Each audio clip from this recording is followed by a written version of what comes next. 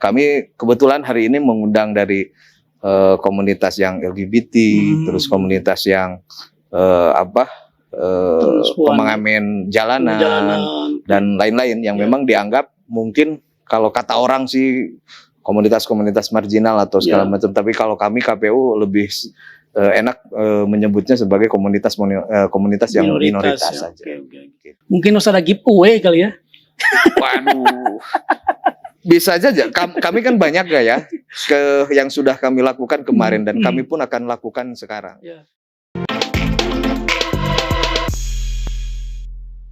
Assalamualaikum warahmatullahi wabarakatuh. Tribuners, jumpa kembali dengan saya Mahmud Mubarak, Content Manager tribunpriangan.com dalam program Mata Lokal Memilih. Tentu ini sebuah kebanggaan karena kita berada di ruangan Sakura ya, Hotel Santika Kota Tasikmalaya, dan saat ini saya sudah bersama dengan narasumber yang istimewa, yaitu Bapak Ketua KPU Kota Tasikmalaya, Bapak Asep Rismawan. Saya suka kebalik, Asep Hermawan dan Asep Rismawan.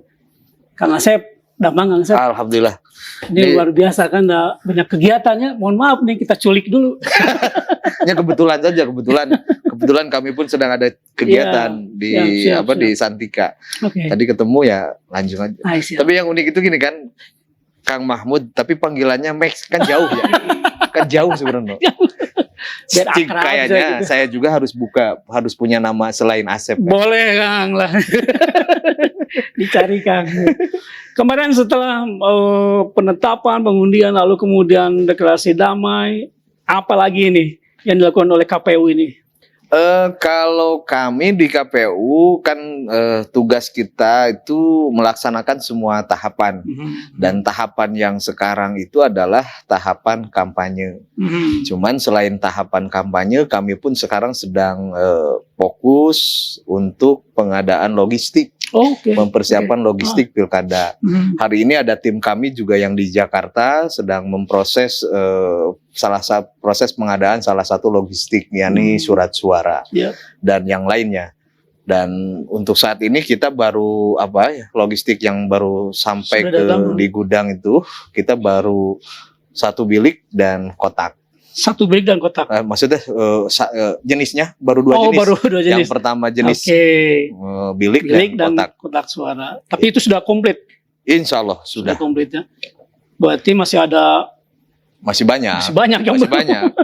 Jadi kalau ya gitu kan, kalau tahapan kampanye kan banyak sekarang kan, yang berarti yang kalau kampanye kan aktivitasnya banyak yang diselenggarakannya oleh tim pasangan calon, pasangan calon.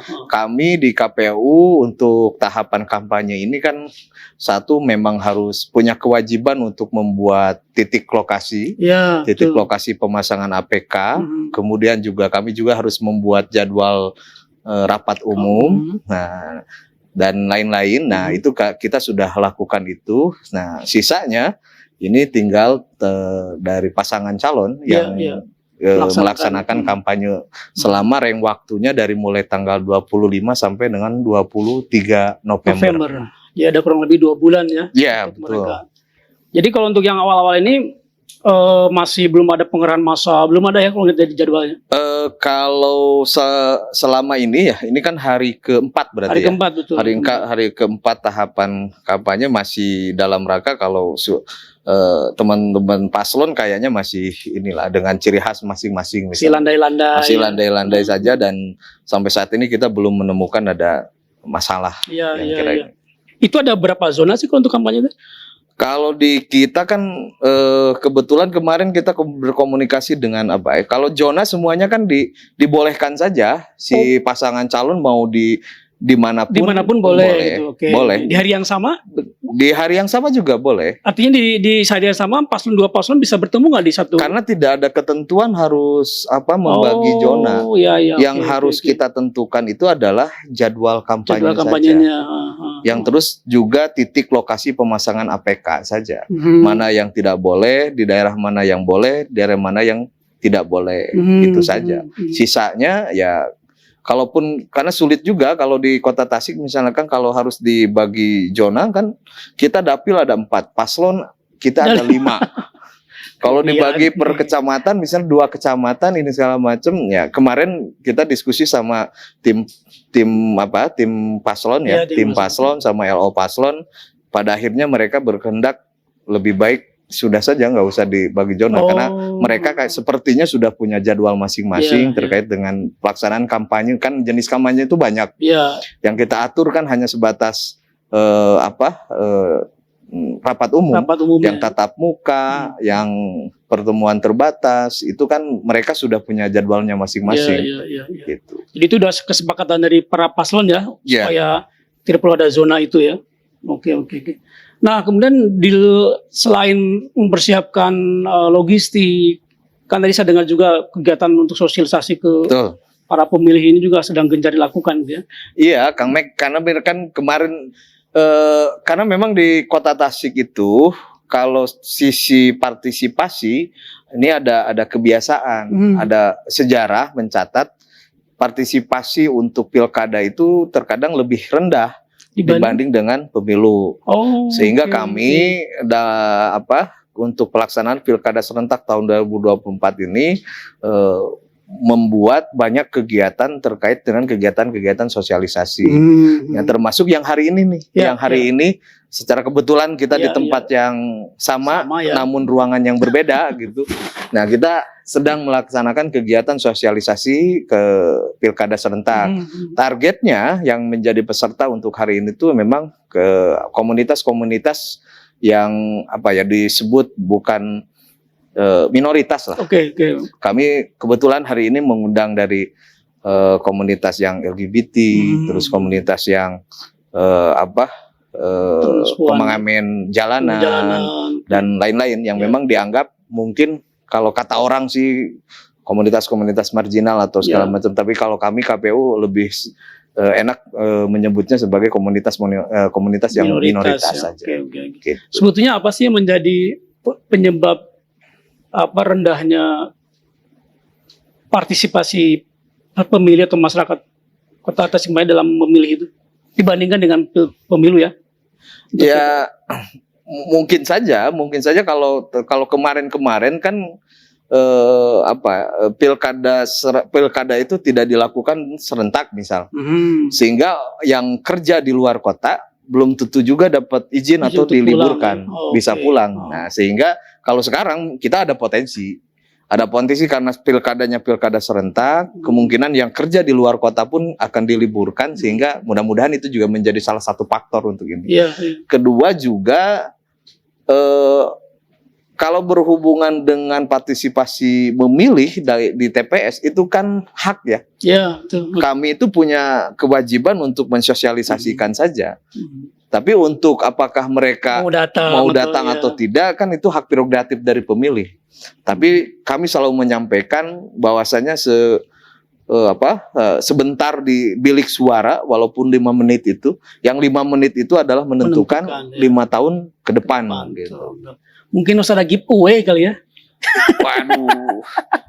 Bisa aja. Kami kan banyak ya yang sudah kami lakukan kemarin dan kami pun akan lakukan sekarang. Ya, ini juga salah satu ikhtiar kami untuk mencoba meningkatkan partisipasi. Salah satunya itu adalah dengan kita membuat nanti TPS yang paling kreatif, TPS yang paling kreatif, KPPS yang paling inovatif. Nanti kita akan jadikan ada bukan perlombaan tapi ada penghargaan. Nah, itu diapresiasi ya. Apresiasi. Mudah-mudahan dengan TPS-nya bentuknya unik, petugas KPPS-nya yang inovatif dan segala macam, ini menjadi daya tarik, menjadi daya tarik masyarakat untuk datang ke TPS.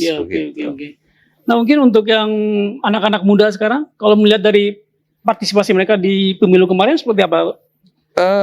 Kalau kemarin kan sederhananya begini, Kang Mek ya, kalau kita hitung begitu, kan DPT kemarin kita di pemilu itu 538, 432 kalau salah.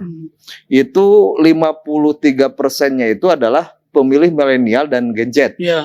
Nah, sehingga kalau partisipasi kita kemarin di angka 86, sekian. Ya, itu kan kemungkinan besar ikut semua. Kemungkinan besar kan pemilih milenial pun ikut andil di situ. Karena tidak mungkin bisa 86 kalau tidak ada pemilih milenial dan Gen Z.